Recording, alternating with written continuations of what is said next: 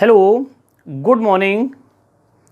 Myself Sanjesh Kumar. My qualifications are MSc Maths and MEd. I have teaching experience more than 15 years. I am currently working in a degree college as a maths lecturer. I have also running a YouTube channel named Sanjesh maths academy. Let's start करते हैं. Chapter number 13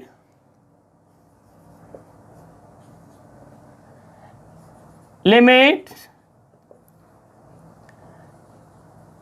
and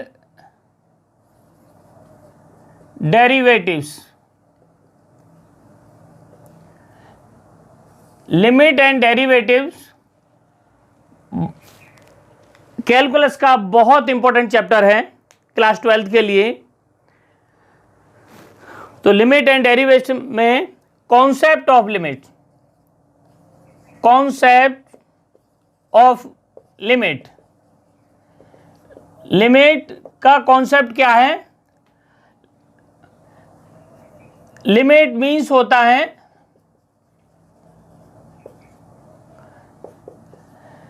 tends two means अग्रसर, उसकी तरफ जाना, उसकी तरफ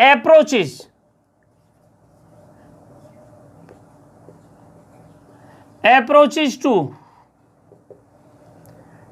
इसका means होता है लिमिट का. लिमिट क्या है? कोई फंक्शन ले लेते हैं. फंक्शन है हमारे पास F X equal to X square minus 9 upon X minus 3. ये at X does not equal to 3, X की वैल्यू 3 के इक्वल नहीं है. अगर मैं एक्स की वैल्यू 3 रख दूं तो क्या होगा? 3 का स्क्वायर 9 हो जाएगा. 9 minus 9 upon 3 minus 3 equal to 0 upon 0. ये इनडिटर्मिनेंट ये क्या हो गया? इनडिटर्मिनेंट फॉर्म हो गई. इनडिटर्मिनेंट फॉर्म में हम किसी फंक्शन को डिफाइन नहीं कर सकते. ठीक, तो x की वैल्यू हम इसके 3 नहीं रखेंगे, फंक्शन में दे भी रखा है. लेकिन मैं इस फंक्शन को दूसरी तरह भी लिख सकता हूं. ए स्क्वायर माइनस बी स्क्वायर के फॉर्मूले से x प्लस 3 और x माइनस 3 मैंने इसको ब्रेक कर लिया और x minus 3 x does not equal to 3. ठीक, अब देखिए मैंने ये x की वैल्यू 3 के इक्वल नहीं है, इस ब्याप पर मैंने x minus 3 upon X minus 3 को डिवाइड कर दिया.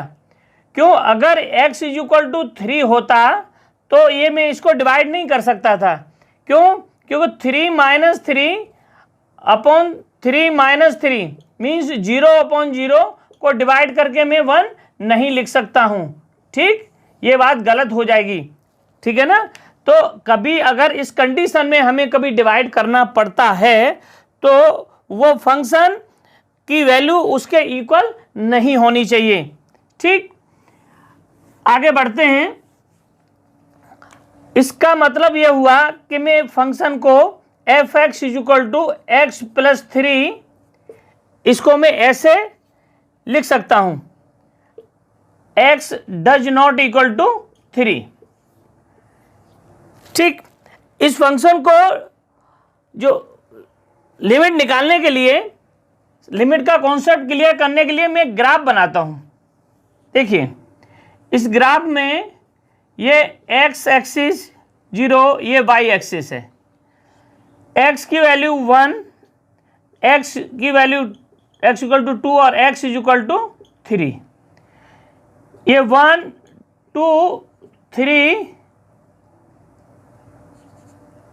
4 5 और 6। x की वैल्यू 0 पर कितनी है? अगर मैंने x की वैल्यू 0 रखा यहाँ पर तो क्या हुआ? 3 वैल्यू आ जाएगी। 1 पर 1 रखने पर कितने आ जाएगी? 4 आ जाएगी। ठीक है ना? 1 रखने पर 4 आ जाएगी और 2 रखने पर 5 आ जाएगी और 3 रखने पर क्या होगा? ये 6 आ जाएगी। मीन्स मुझे ये इस तरह से एक स्ट्रेट लाइन मिल रही है। ठीक, लेकिन मेरा जो फंक्शन जो था स्टार्टिंग में एक्स स्क्वायर माइनस के 9, वो क्या हो रहा है? यहां पर x इक्वल टू 3 पर ब्रेक हो रहा है। ये वैल्यू इस वैल्यू पर क्या हो रहा है? ब्रेक हो रहा है। तो लिमिट के कॉन्सेप्ट को क्लियर करने के लिए, समझने के लिए हम क्या करते हैं कि x की वैल्यू जो 3 है, जहां फंक्शन ब्रेक हो रहा है, उस फंक्शन के लेफ्ट में और उस फंक्शन के राइट में हम वैल्यू रखकर और चेक करते हैं कि वो उसका फंक्शन ब्रेक होने के बाद फंक्शन का बिहेवियर कैसा है। अगर फंक्शन का बिहेवियर एक जैसा है तो लिमिट क्या है? लिमिट एग्जिस्ट करेगी। और फंक्शन का बिहेवियर बदल जाता है तो लिमिट एग्जिस्ट नहीं करेगी। मीन्स मैं यहां पर इसकी x की वैल्यू क्या लिख सकता हूं? x की वैल्यू रख सकता हूं x इज इक्वल टू, ये लेफ्ट हैंड लिमिट रहेगी, लेफ्ट हैंड, और ये राइट हैंड लिमिट। देखिए मैं इधर से वहां पहुंचने की कोशिश कर रहा हूं, अप्रोचेज, और ये इधर से राइट हैंड से इधर से। दो तरीके हैं मेरे पास इस फंक्शन के डिस्क्राइब करने के लिए, लेफ्ट हैंड से पहुंचना और राइट हैंड से। ठीक, अब लेफ्ट हैंड से मैं वैल्यू अगर इसकी रखूंगा तो मैं x की वैल्यू 3 नहीं रख सकता। क्यों? क्योंकि 3 पर फंक्शन क्या हो रहा है? ब्रेक हो रहा है। तो क्या रख सकता हूं मैं? 2.9 रख सकता हूं, 2.999 है ना, 2.9 रख सकता हूं, 2.999 रख सकता हूं। और राइट हैंड से x की वैल्यू 3.01 या 3 की वैल्यू 3.01111, इस तरह से कोई भी वैल्यू इस तरह से लिख सकता हूं। बिल्कुल जो वैल्यू है ये बहुत कम अंतर है उनके बीच में। ठीक, इसी को आगे चल के हम h मान लेंगे। जो डिफरेंस है 3 के बीच में, इसको क्या मानेंगे? h मान देंगे। ठीक है ना? तो ये वैल्यू मैं कोई भी रख सकता हूं यहां पर। तो इसको डिफाइन करने के लिए, जैसे लेफ्ट हैंड लिमिट मेरी और राइट हैंड लिमिट और जो फंक्शन मेरा है, ये तीनों इक्वल आ जाते हैं, इनकी वैल्यू इक्वल आ जाती है, तो क्या है? फंक्शन हमारा क्या हुआ? लिमिट हमारी एग्जिस्ट हो गई। लिमिट एग्जिस्ट होती है। जैसे मान लीजिए मैंने माना कि y is equal to F X कोई फंक्शन है और at x tends to a पर वो डिफाइन है।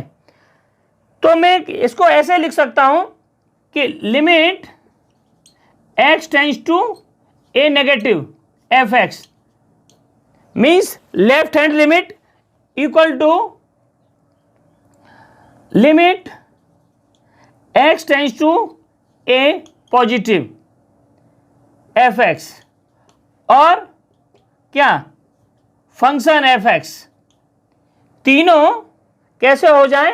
इक्वल हो जाएं फंक्शन के। तो तीनों की वैल्यू इक्वल हो जाएगी तो क्या होगा? फंक्शन मेरी लिमिट क्या होगी? लिमिट एग्जिस्ट करेगी। ठीक है ना? लिमिट क्या है? एग्जिस्ट करेगी। Left hand limit equal to right hand limit और फंक्शन, तीनों उसमें वैल्यू रखी जाएगी x की, इसमें एफ एक्स में, तो तीनों की वैल्यू इक्वल आएगी। तो क्या होगा कि लिमिट उसकी एग्जिस्ट करेगी। ठीक, यही कॉन्सेप्ट है बेसिक। थैंक यू, नमस्कार, हैव अ नाइस डे।